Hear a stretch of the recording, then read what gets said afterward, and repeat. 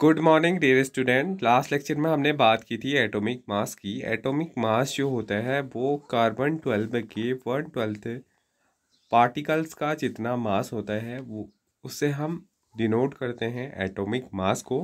Imagine a fruit seller selling fruits without any standard weight. अगर हम imagine करें कोई एक फ्रूट सेलर है और वो फ्रूट्स को सेल कर रहा है without any standard weight with him, उसके पास कोई भी स्टैंडर्ड वेट नहीं है, यानी कि उसके पास वेटिंग मशीन नहीं है। He take a watermelon and says this has a mass two one equal to 12 units. तो उसके पास अगर एक वाटरमेलन है और वो बोले कि इसका जो मास है वो 12 अलग अलग टुकड़ों से मिल करके बनाए, यानी कि अगर वो उस वाटरमेलन के 12 अलग अलग पीसेस को बनाए, 12 वाटरमेलन यूनिट और 12 फ्रूट मास यूनिट, तो तब हम क्या बोलेंगे कि उसका जो यूनिट है मेज़रमेंट का या वेट का वो क्या होगा, वाटरमेलन यूनिट होगा या फिर 12 फ्रूट मास यूनिट होगा। He makes 12 equal pieces of the watermelon and find the mass of each fruit he is selling.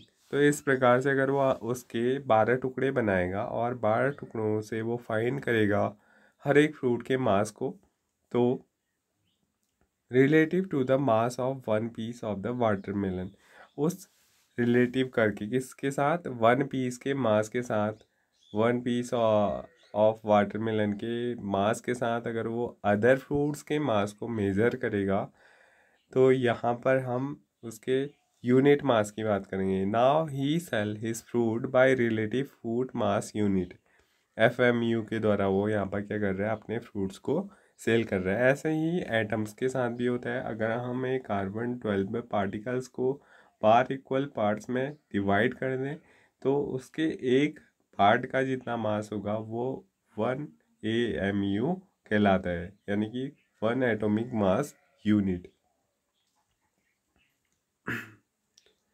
Similarly, the relative atomic mass of atom of an element is defined as the average mass of the atom as compared to 1/12 mass of one carbon 12 atom। तो अगर हम ऐसे ही similarly अगर हम किसी भी atom के मास की अगर बात करें, उसको कंपेयर करते हुए कार्बन 12 के 1/12 पार्ट से, तो वो क्या कहलाता है, उसका एटॉमिक मास कहलाता है। जैसे अगर हम हाइड्रोजन की बात करें तो हाइड्रोजन का जो एटॉमिक मास है वो कितना होता है, 1 होता है। कार्बन का एटॉमिक मास 12 होता है, नाइट्रोजन का 14 होता है और ऑक्सीजन का 16 होता है।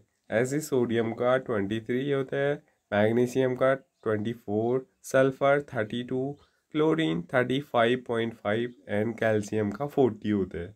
तो यहाँ पर जो आपको मास दे रखा है एटॉमिक मास, ये क्या है, ये अगर हम हाइड्रोजन के रेफरेंस में अगर हम बात करें तो उस कार्बन 12 के केवल एक पार्ट का जितना मास होता है उतना ही हाइड्रोजन का एटॉमिक एक एटम का मास होता है। तो इसके इसलिए यहाँ पर 1U यूनिफाइड मास से इसे डिनोट किया जाता है। ऐसे अगर हम कार्बन के एटम का अगर हम एटॉमिक मास निकालेंगे तो कार्बन के जितने भी पार्ट्स हैं, टोटल 12 पार्ट्स हैं, हम उसको बना रहे हैं, तो उन 12 पार्ट्स का जितना मास होगा उतना ही एटॉमिक मास किसका होगा, कार्बन का होगा। तो 12 पार्ट्स हैं तो एटॉमिक मास कितना हो गया, 12।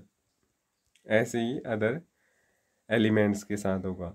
हाउ डू एटम एग्जिस्ट, अब एटम जो हैं वो एग्जिस्ट कैसे करते हैं। Atom of most element are not able to exist independently, जितने भी एलिमेंट्स हैं उनमें से अधिकतर जो एलिमेंट्स हैं उनके एटम्स कभी भी फ्रीली एग्जिस्ट नहीं करते हैं, यानी कि वो इंडिपेंडेंटली सरवाइव नहीं करते हैं। एटम्स फॉर्म्स मॉलिक्यूल, एटम आपस में मिल करके क्या बनाते हैं, मॉलिक्यूल बनाते हैं। एंड आयन या फिर आयंस का फॉर्मेशन करते हैं। These molecules or ions aggregate in a large number to form the matter that we can see, feel or touch। तो ये जो मॉलिक्यूल्स हैं एटम्स के या आयंस के, ये सारे क्या होते हैं, एग्रीगेट होते हैं, एक साथ जुड़ते हैं लार्ज नंबर्स में, और क्या बनाते हैं, ये मैटर का फॉर्मेशन करते हैं। यानी कि अगर हम एक मैटर की बात करें तो मैटर के अंदर क्या है, मैटर के अंदर एलिमेंट्स के मॉलिक्यूल है या फिर एलिमेंट्स की आयन प्रेजेंट रहते हैं बहुत सारे नंबर्स में, लार्ज नंबर में, और वो क्या बनाते हैं, मैटर का फॉर्मेशन करते हैं, जिनको हम देख सकते हैं, फील कर सकते हैं, टच कर सकते हैं। तो यहाँ पर आपका क्वेश्चन दिया गया है, define the atomic mass unit. Atomic mass unit क्या होता है? Atomic mass unit is of an atom is defined as 1/12 of the carbon 12 एटम। वह कार्बन 12 के 1/12 पार्ट का जितना मास होगा उसको ही हम एटॉमिक मास यूनिट बोलते हैं। दूसरा क्वेश्चन है, but why is it not possible to see an atom with naked eyes. हम किसी भी एटम को नेकेड आइज से क्यों नहीं देख सकते हैं? क्योंकि उनका साइज क्या होता है, काफ़ी ज़्यादा स्मॉल होता है। नेक्स्ट टॉपिक है आपका, व्हाट इज मॉलिक्यूल। मॉलिक्यूल क्या होते हैं? A molecule is a journal in a journal is a group of 2 or more atoms that are chemically bound together। अगर हम एक जनरल वे में बात करें मॉलिक्यूल की, तो मॉलिक्यूल 2 या 2 से अधिक एटम्स का आपस में बाइंड होकर के बनना है, जो आपस में कैसे बाइंड होते हैं, केमिकली बॉन्ड के द्वारा। That is tightly held together by attractive force. और जो यहाँ पर एटम्स आपस में जुड़े हुए रहते हैं, ये आपस में टाइटली पैक्ड रहते हैं, टाइटली हेल्ड रहते हैं, एक दूसरे से काफ़ी क्लोज रहते हैं। और किस वजह से रहते हैं? क्योंकि इनके बीच में मॉलिक्यूल जो एटम्स हैं उनके बीच में क्या रहता है, अट्रैक्टिव फोर्स अप्लाई रहता है। The molecule can be defined as the smallest particle of an element और अ कंपाउंड।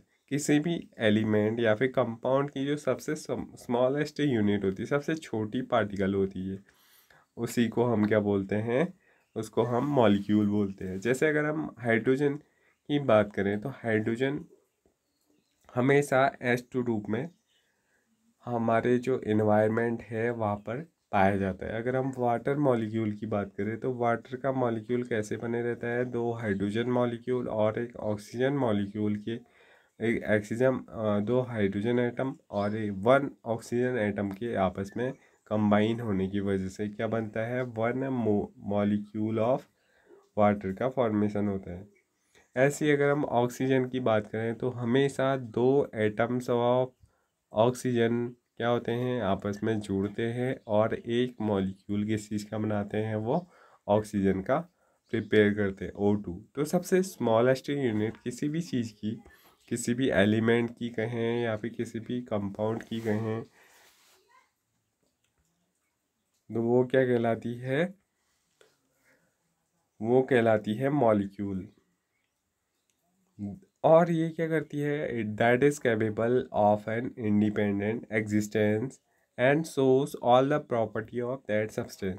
और ये क्या करती है, फ्रीली इंडिपेंडेंटली ये एग्जिस्ट करती है और साथ ही साथ ये प्रॉपर्टी शो करती है वो सब्सटेंस की सारी। यानी कि अगर हम एक वाटर की बात कर रहे हैं, 1 ग्लास ऑफ वाटर, तो उसके अंदर जितने भी मॉलिक्यूल्स प्रेजेंट होंगे वाटर के, H2O उन सब में वो सब क्या करेंगे, फ्रीली एग्जिस्ट करेंगे और सारे जितने भी पार्टिकल्स हैं वो वाटर की प्रॉपर्टी को शो करेंगे।